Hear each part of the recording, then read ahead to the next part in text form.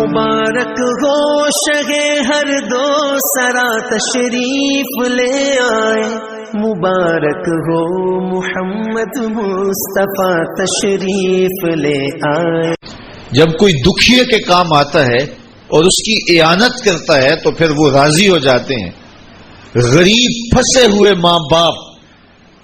گھر بیٹی جوان ہو رہی ہے اور بڑھاپے کی طرف اس کا رخ ہو رہا ہے اور ان کے پاس ہمت نہیں ہے کہ ان بیٹی کو اٹھا سکیں، تو کوئی صاحب ثروت چپکے میں جا کے ان کی مدد کر دیتا ہے کہ تیری بیٹی میری بیٹی ہے اور اس کو تو نے گھر کی دہلیز سے اٹھانا ہے، تو پھر وہ ایک دم خوش ہو جاتا ہے اور آسودہ ہو کے اس کا انتظام کرتا ہے اس کی شادی کا۔ تو کوئی جانتا ہے کہ اس بوڑھے ماں باپ کے دل سے کتنی دعائیں نکلتی ہیں اور اس جو ہے وہ بیٹی کے دل سے کتنی تمنائیں اور کتنی جو ہے وہ نیک جذبات ان اشخاص کے لیے ہوتے ہیں جو ان کی مدد کے لیے کھڑے ہوئے۔ تو کوئی اس کا وزن ہے؟ کوئی وزن نہیں کر سکتا کہ اللہ تعالیٰ اس کی برکت کتنی عطا کرتا ہے۔ تو میرے حضور نے ارشاد فرمایا تمہیں جو رزق دیا جاتا ہے، مصائب سے تمہیں بچا لیا جاتا ہے، آتی آتی تکلیف ٹل جاتی ہے، تمہاری نصرت دشمن کے مقابلے میں ہوتی ہے، حاسدین کے مقابلے میں تم کھڑے ہو جاتے ہو، فرمایا تمہیں پتہ ہے یہ تمہیں کیوں ایسا ہوتا ہے؟ فرمایا الا بدعفائکم، جو تمہارے معاشرے کے کمزور لوگ ہیں جن کی تم نے مدد کی، فرمایا یہ ان کی دعاؤں کا نتیجہ ہوتا ہے۔ ان کے اٹھے ہوئے ہاتھ اللہ کبھی خالی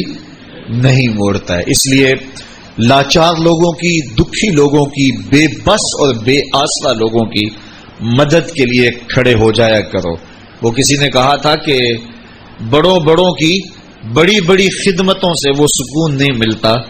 جو چھوٹے چھوٹے لوگوں کی چھوٹی چھوٹی خدمتوں سے مل جاتا ہے۔ بڑوں کی بڑی خدمتیں بھی کریں تو وہ راضی نہیں ہوتے، لیکن چھوٹوں کی چھوٹی چھوٹی خدمتیں، یار غریب کو تو پیار سے کھڑا کر کے اس کے پشت پہ شفقت کا ہاتھ پھیر دیں تو وہ سارا دن خوشی سے گزار دیتا ہے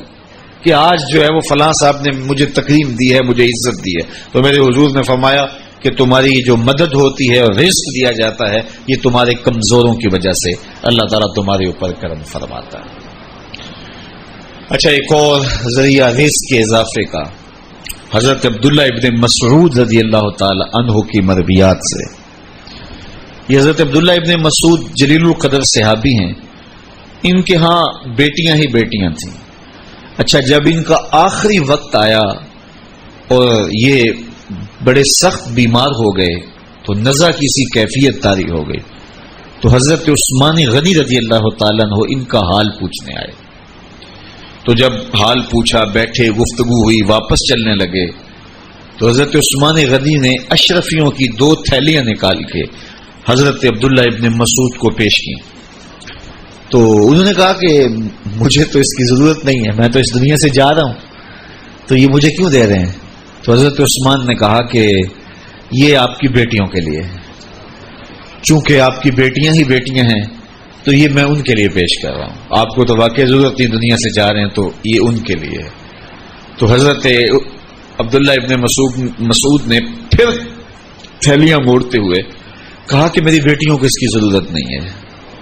اس لیے کہ میرے حضور نے فرمایا تھا کہ جس کے پاس سورہ واقعہ ہو اس کو غربت تنگ نہیں کر سکتی، تو میری بیٹیاں رات کو سونے سے قبل 1 مرتبہ سورہ واقعہ ضرور پڑھتی ہیں، اس لیے تم میری بیٹیوں کے بارے پریشان نہیں ہونا، اللہ کے فضل سے انہیں غربت تنگ نہیں کرے گی، ان کے پاس سورہ واقعہ جو موجود ہے، تو یہ کسی ایسے ضرورت مند کو دو جس کے پاس سورہ واقعہ نہیں ہے۔ تو سورہ واقعہ کی تلاوت یقیناً رزق کی فراوانیاں اور رزق کی برکتیں حاصل کرنے کا ایک ذریعہ ہے، اور دروازے کھل جاتے ہیں اگر سورہ واقعہ کی تلاوت تسلسل کے ساتھ کی جائے۔ اس لیے اپنے معمولات میں سورہ واقعہ کو شامل کر لیجئے گا، اس کی برکات سے انشاءاللہ رزق کی فراوانیاں نصیب ہوتی ہیں۔